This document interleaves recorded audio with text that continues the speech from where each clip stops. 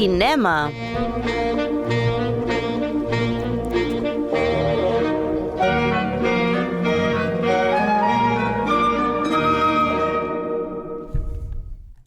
Mira, si te ha agradado. Bueno, señores, libro. sí, estaba ahora repasando. No, en el fondo no era el libro que nos ha recomendado, ¿no? Sino el siguiente libro. Pero es que al final lo que aquí se ha planteado en estas dos secciones es algo que como ya no era solo que tenía ganas de pegarle a la lengua, sino que en el fondo muchas de las cuestiones que habéis planteado, pues evidentemente las vamos a encontrar en estas películas que hoy quería compartir. Porque como decía en un momento, ¿no? La familia se puede ver desde muchas perspectivas, ya yo lo he dicho en la editorial, y se puede reducir a veces a una única relación entre dos componentes, entre dos individuos y por lo general entre una madre y un hijo o una hija, ¿no? Pero las películas que voy a traer hoy no es que giren realmente en esa única realidad, ¿no?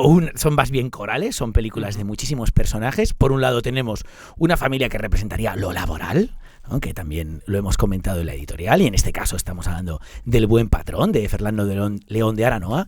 Y en segundo lugar, otra película que comparte, ¿no? Esta realidad latina o del sur de Europa, por así decirlo, siendo muy diferentes las dos, porque una es claramente una comedia, una sátira, la de Bardem, ¿no? Y con Aranoa, y en cambio Fue la mano de Dios, una película ciertamente dramática, pero que lejos de caer en esa nostalgia, tristeza, ¿no? y un poco desgracia vital, lo que hace también es intentarle darle una mirada sencilla, de aceptación, de que la vida pues tiene esto, ¿no? Momentos de alegría y momentos de tristeza, así sea desde la individualidad, desde la soledad o en colectivo, en la familia, ¿no?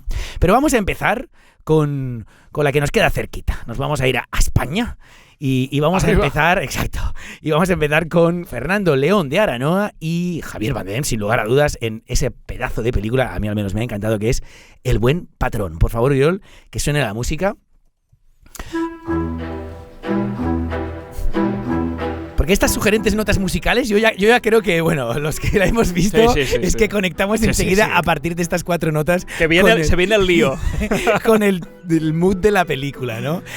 Por cierto, Celtia Montes, la compositora, que es una de esas 20 nominaciones que tiene la película a los Goya. Como he comentado, es una comedia, ¿no? Es más bien una sátira, no la contempléis desde una perspectiva realista, ni de la trama ni de los personajes, todo y que responde a muchas de las realidades que desgraciadamente se viven en este bendito país, ¿no? Pero como os decía, es una comedia que utiliza, como las buenas comedias, la risa como medio, ¿no? No como fin, sino como medio de crítica y de reflexión. Pero bueno, también supongo que no habrá sido difícil, o sea, que lo difícil en estos momentos, porque es una peli que creo que se estrenó en octubre, si no me equivoco, lo difícil en estos momentos es no haber oído hablar del Buen Patrón. Una película que, como comentaba, tiene 20 nominaciones a los Goya. Es la película ahora con el récord de nominaciones a los Goya. La anterior, que en el fondo tuvo una mala proporción, porque la anterior película, que tuvo 19 nominaciones a los Goya, aunque se quedó simplemente en 8, y todos recordamos como, por ejemplo, Mar Adentro, creo que ganó 14 Goyas. En ese sentido, no estamos hablando tanto de la victoria, sino de la pretensión, de la apuesta. Y en el caso de la apuesta, El Buen Patrón supera a Días Contados, de Imanol Uribe, que curiosamente es una película que compartía pues a uno de sus actores, que es Javier Bardem.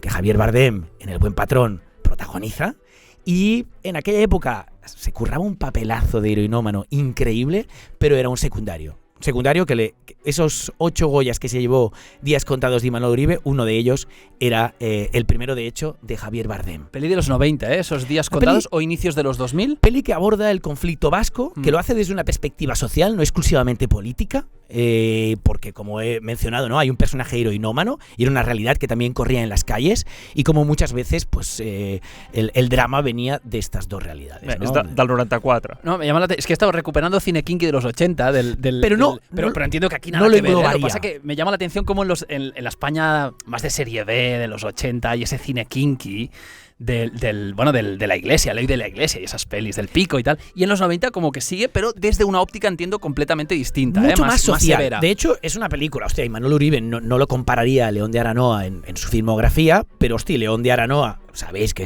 ha sido siempre, ¿no? el claro referente, o uno de los claros referentes en el cine español de cine social. Empezó con una película que se llama Familia. Ah, sí? Hòstia. Familia. Que no es por nada, eso. Y después Barrio. Porque Barrio, qué buena. Actualidad. Necesitaba Brutal. hablar de lo vivido en estas fechas navideñas.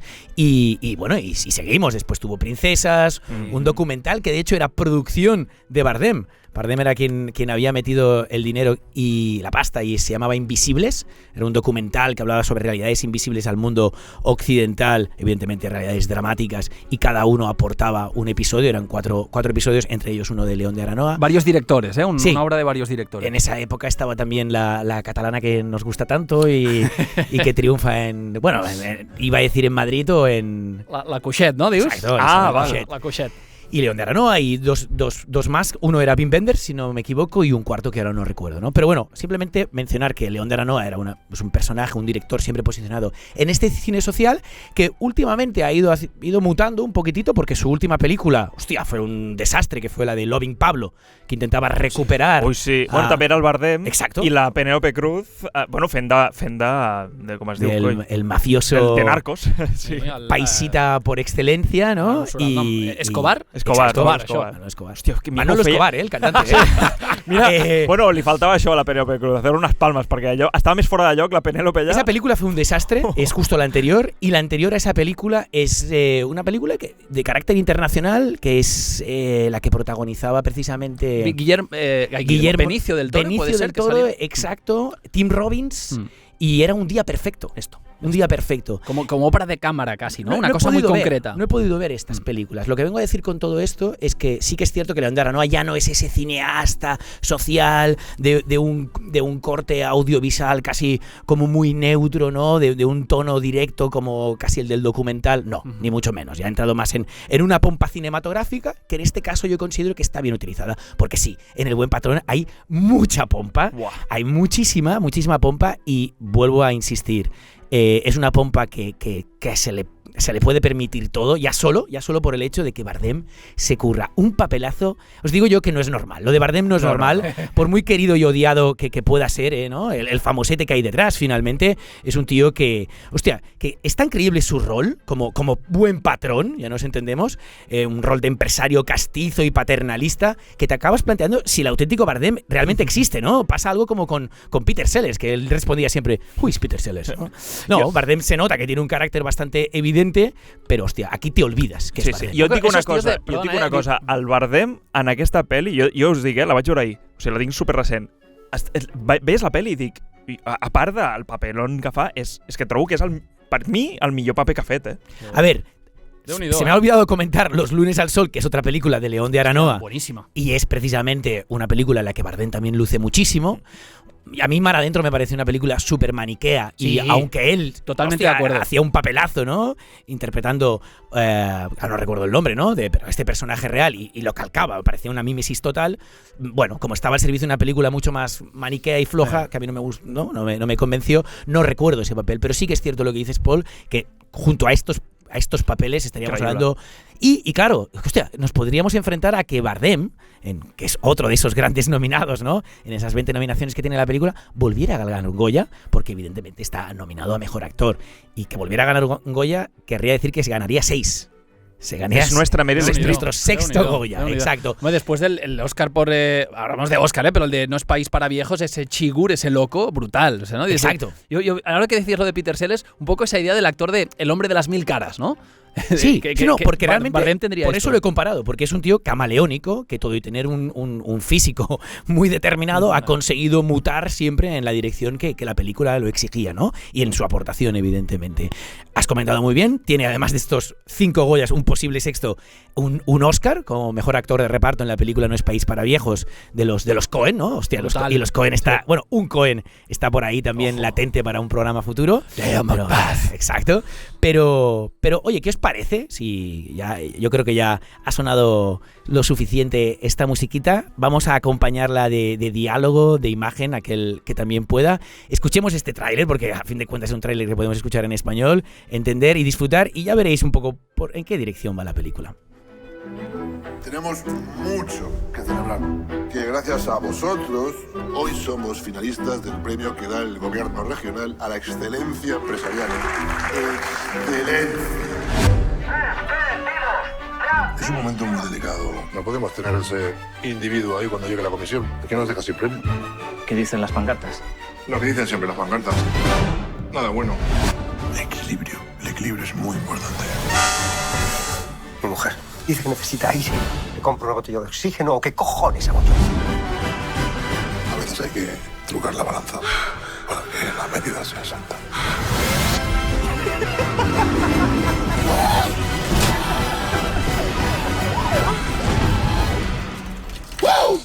¡Excelencia! Me encanta.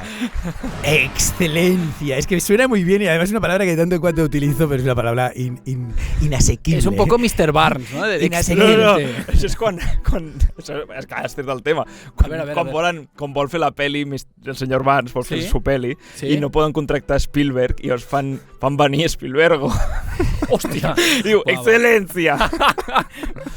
Bien, bien. Nos vamos. Que nos vamos. Pero no volvemos. os vayáis. Si me queréis, quedar sus. No, ¿vale? nos vamos, pero volvemos. Sí, claro, porque, hostia, acabamos de ver a Bardem con ese tono, ¿no? que ha modificado para ser más creíble como Julio Blanco. Al final estamos hablando de un patrón, es un dueño de una empresa de estas de provincias, una empresa de básculas, por eso la idea del equilibrio, muy importante, básculas blanco, así se llaman. Y es ese amo y señor, pues que no solo pretende gobernar en su empresa, sino que también busca mantener un poquito el poder con sus trabajadores fuera de la empresa, ¿eh? Porque él tiene la sensación de que, oye, si en tu casa va bien, en mi empresa irá bien, ¿sabes? Y si en mi empresa está yendo mal, es que algo va mal en tu casa. El status quo. O sea, responsabilidad social corporativa. Totalmente. Eso que está tan de moda. Totalmente. Y esto me parece que a ti te suena, ¿no? Porque también me suena que tienes un jefe un poquito paternalista, ¿no? Pero bueno, es que no sé si además tu jefe también es como Julio Blanco, que tira de sonrisa, que tira de verborrea. Además, él mismo lo dice en la película, que no ha tenido hijos porque la empresa es su familia. Y sus trabajadores son sus hijos, ¿no? Y a los hijos hay que tratarlos bien, ¿no? Y en esto yo sí que os puedo aportar, decir algo, da mucho dolores de cabeza, aunque los trates bien, porque lo que hemos podido entender por el tráiler es que aunque él sea un cabronazo un lobo con piel de cordero, en el fondo sus hijos no se lo van a poner nada fácil. Para nada. Pero nada fácil, ¿no? Y salvando la diferencia de tono, y ya que hemos mencionado esta película, hostia, es que en El Buen Patrón pasa un poquito como en Los Lunes al Sol, una película que nada tiene que ver, sí comparten dirección y actor, como hemos mencionado, pero pasa en la medida que, y además lo dice el propio León de Aranoa, ¿no? Que cuando habla de Santa, que era el personaje a quien interpretaba Bardem en Los Lunes al Sol, él habla cómo este personaje vertebra al grupo, y el mismo director, ¿no?, afirma que en El Buen Patrón sucede lo mismo. El patrón hilvana todas las tramas, aunque de una forma evidentemente más cómica y perversa. Pero esa idea de tótem ¿no?, alrededor del cual todo el mundo gira y todo el mundo da la talla, porque vuelvo a hablar de estas nominaciones, que me parece que es una gran guía para entender esta película. Estamos hablando de 20 nominaciones, 8 de las cuales son por cuestiones interpretativas. Hemos podido ver en el tráiler a Manolo Solo, a Óscar de la Fuente. Manolo Solo es el de ¿qué hago? Le compro una bombona de oxígeno. Que vive con unas bolsas de la compra aquí fijadas, increíbles. Pero es que aquest tio és així, és que, clar, és así. O sea, tiene Es enorme, a mí me encanta. Es enorme, es de estos que genera comicidad ya solo por su presencia. Porque realmente él no es que haga muchos comentarios. Es el máximo, o sea, es el loser máximo de la peli. Es el loser. Después tenemos a Óscar de la Fuente, que es un loser que se reinvente a partir de la derrota, y la derrota es que lo echen, ¿no? Que lo hemos visto también por ahí. Y a Almudena Amor, por ejemplo, que es la becaria. Es decir, estos actores que también tienen una nominación, en este caso, en estos dos últimos, actor y actriz, sería por interpretación Nobel, por así decirlo. Y oye, yo como he comentado, puedo certificar que están justificadas. Hay un equilibrio total entre ese poderío de Bardem y el resto de la ficha artística, y así como todos, ¿no?, como comentaba el propio Aranoa, como todos gravitan a su alrededor. Hemos comentado las películas, pero vamos a entrar un poquitito más ya, y con esto acabaríamos esta película, lo que piensa o lo que pretendía el propio Aranoa cuando pensaba en esta película, ¿no? Sí. Porque él mismo dice como esta precariedad que nos rodea, ¿no? La precariedad en el empleo, que creo que es visible para todos, es un desastre en el fondo. Y él dice, solo me sentía capaz de contarlo con sentido del humor. Reírnos de las situaciones, ridiculizar, es también una forma de criticar. El humor y la risa son catárticos, ayudan mucho. Y es cierto, además te lo puedo decir, que en todas sus películas lo procura, así sea con pequeños matices, ¿no? Hacia el final es una peli que evidentemente se va oscureciendo y va mirando ya hacia el drama con la gran hecatombe que no descubriremos, ¿no? Y ya veremos en febrero qué acaba pasando con todas estas nominaciones, si premian el guión. Un guión que para mí es redondo. Sí que es cierto que es una película a la cual se le podrían criticar algunas cosillas, ¿no? Como a ti te gusta decir, alguien podrá ver en esto una one-man film, ¿no? En plan, One Man Show. one-man show, ¿no? Sí, Es esto decir, lo decíamos hostia, es todo Bardem. A raíz de Gary Oldman creo que era El instante más oscuro, ¿no? Ese Churchill que hacía Oldman, que también era un One Man Show. Y yo, ante esa posible crítica, ya os me había anticipado diciendo, yo creo que todo el mundo está en equilibrio, aunque evidentemente el protagonismo y el poderío lo lidera él. Y otra cuestión que he oído que han criticado bastante es el tema del guión, ¿no? Como es una película hermética y en todo momento no se permite ninguna espontaneidad creativa, ¿no? Como que tantas veces disfrutamos en el cine, o ni esos lirismos, ¿no? Que podrían haber venido apuntados por algunas cuestiones pictóricas o por el propio libro, ¿no? Y que Realmente se echan de menos en el cine español, esos lirismos que dices. pero aquí no está, ¿no? Aquí es una película hermética que responde continuamente al guión y lo hace muy bien. Y yo, como la asumo como una mirada realista con una puesta en escena delirante, pues me funciona bien. Es decir, no pretendo una película realista en ella. Y yo me quedaré con una anécdota de la peli, que además no descubro nada porque es que ya está en el puto tráiler.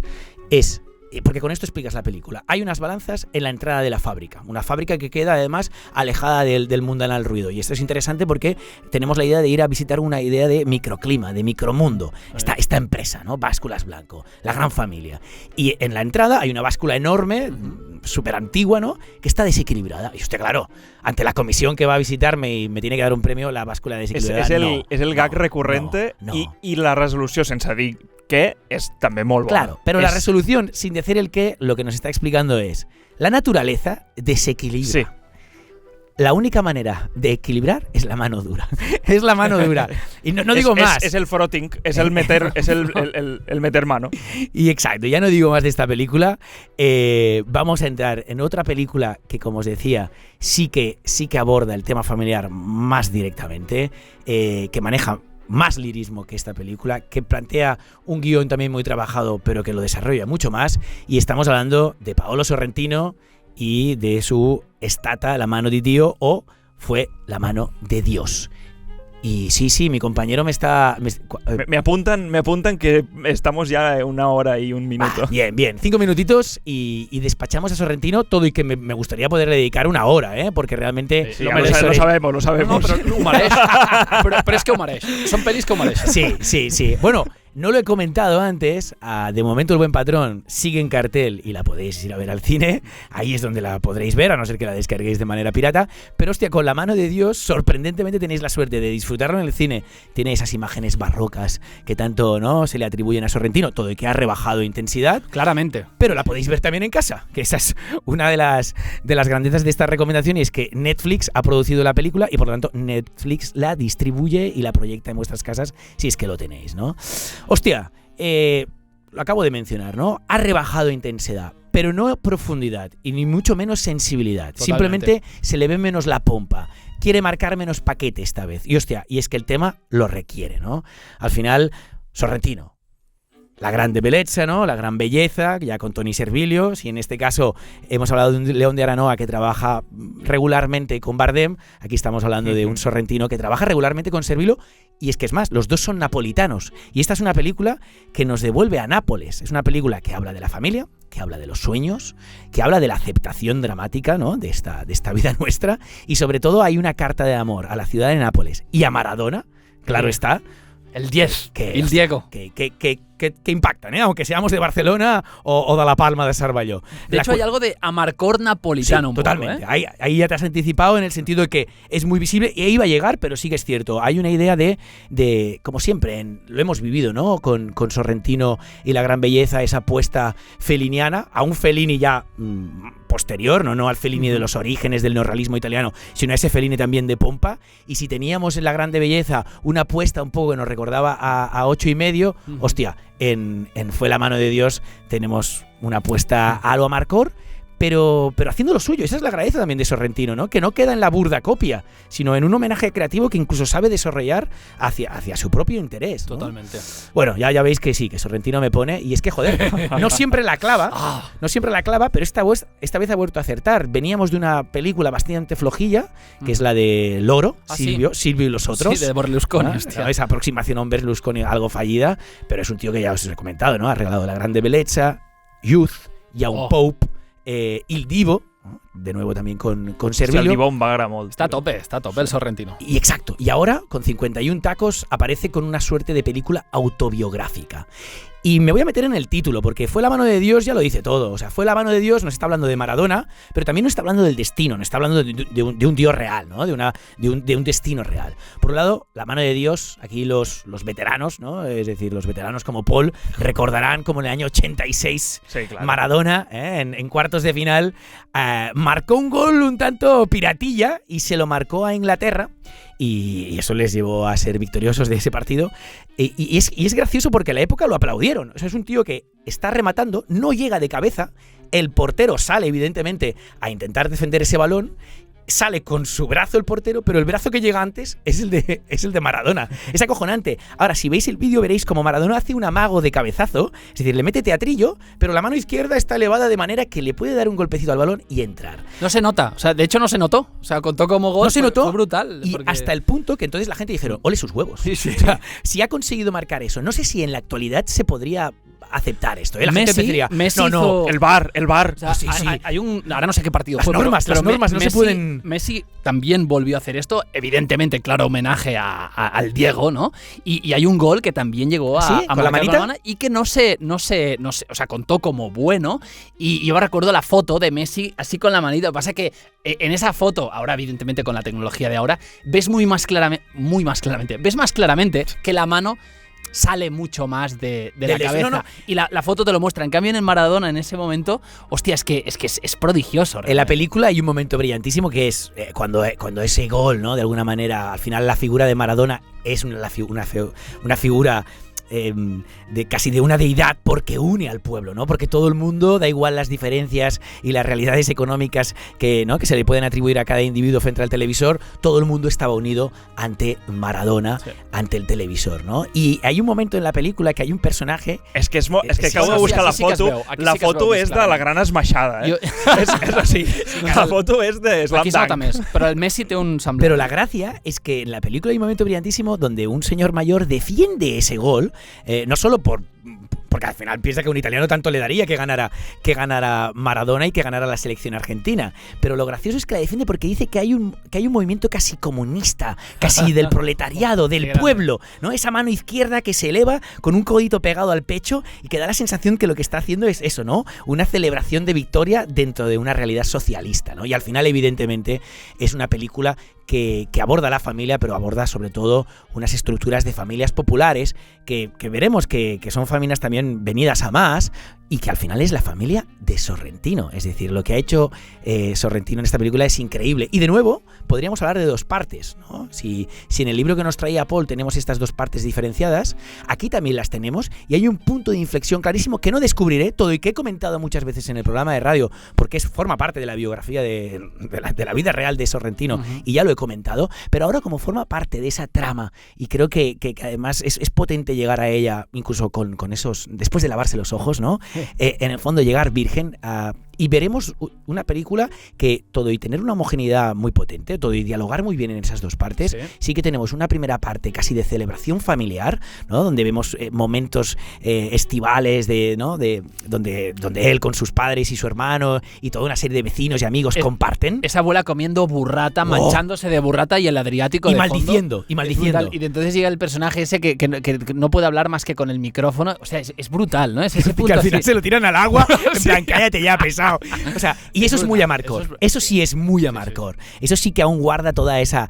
Bueno, pues eso que le gusta tanto a Sorrentino, ¿no? Que es abordar unos personajes, así sea su familia, a cual más variopinto, ¿no? O sea, Y realmente. la Ranieri. Esa tía sensual. Estaba, digo, Qué- tanto tiempo tarda en sacarla. Qué portento, por Dios. Sí, claro. Así como en Amarcor teníamos una mujer muy explosiva de formas, que era la iniciación sexual, ¿no? Hablaba de la iniciación sexual de Fellini a través de un personaje, ¿no? De un niño. Aquí tenemos lo mismo, la iniciación sexual de Sorrentino a partir de otro personaje, ¿no? Y sí que es cierto que la sexualidad en la película se trabaja desde el personaje que tú dices o desde el personaje, desde la vecina, en este caso con el personaje que interpreta a Sorrentino, que por cierto no se llama Paolo, se llama Fabiette. Fabiette. Y es un actor que creo que lleva muy poquito, que a raíz de este papel ha dado mucho que hablar. Creo que algún premio italiano se ha llevado. Y de hecho la película sí que se ha llevado un premio muy claro, que es el Gran Premio del Jurado de Venecia. Y está como película, como apuesta de Italia a película de Oscar, ¿no? A mejor película internacional, junto, evidentemente, a la otra que he comentado, El Buen Patrón. Son las aportaciones de España y de Italia en este caso. Pero bueno, vamos a ir acabando y acabaremos con un poquitito con reflexiones de Sorrentino, ¿no? Porque Sorrentino, después de ese punto de inflexión, utiliza esta película para hablar de su propia evolución como adulto más que como niño, ¿no? Diríamos que la película tiene a un niño adolescente en la primera parte y por cuestiones dramáticas tiene un adulto o una pretensión de adulto. Tiene la obligación, la imposición del destino de convertirse en un adulto, ¿no? Y él sobre todo responde de una manera muy clara a la vida con una frase que me encanta, ¿no? Que dice: la realidad es cadente, ¿no? En un diálogo que tiene con el que fue su mentor, Antonio Capuano, un director italiano, también napolitano, que tiene una obra menor en cuanto a más reducida y menos conocida, pero es un tío muy bien considerado dentro del mundo del cine, y además Sorrentino siempre lo ha dicho que fue su mentor.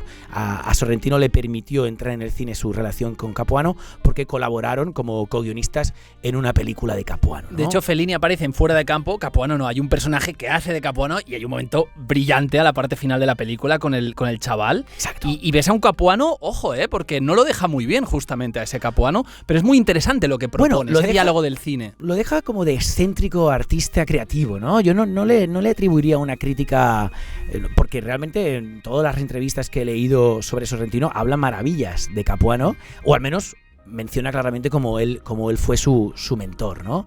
Pero bueno, ¿por qué es una película autobiográfica y por qué ha tardado tanto Sorrentino en hacerla, ¿no? Él dice que era una película muy pequeña para él en su cabeza, que él tenía muy claro que tenía que trabajar esa herencia familiar dramática de una manera que le permitiera resurgir, ¿no? Y por eso su pretensión siempre había sido hacerla, pero hacerla casi para la familia, ¿no? Dice: esta es una película muy pequeña. Yo imaginé desde el principio hacerla solo para mi familia y mi gente. Y entonces dice: es una película simple, hecha de recuerdos, de experiencias, de adolescencia. Es sencilla y quería una puesta en escena sencilla. Los primeros días de rodaje intenté hacer las cosas como las hacía hasta ahora, pero nos dimos cuenta enseguida de que nos estábamos equivocando. Y entonces es cuando rebaja intensidad, ¿no? Rebaja intensidad y acerca al espectador a una realidad mucho más íntima. Porque, como he mencionado, los hechos son reales, pero no todos son reales. Lo que sí son reales, y esto también lo dice Sorrentino, son las emociones. Y, hostia, yo creo que con eso nos quedamos hoy, ¿no? Con las emociones de siempre y con las chapas. Y con las chapas que ahora ponen pam, pam. Te está durmiendo, bien lo merece, bien lo merece. Durmiendo, Es una peli, de hecho, que acabé emocionado viéndola. Está la mano de Dios.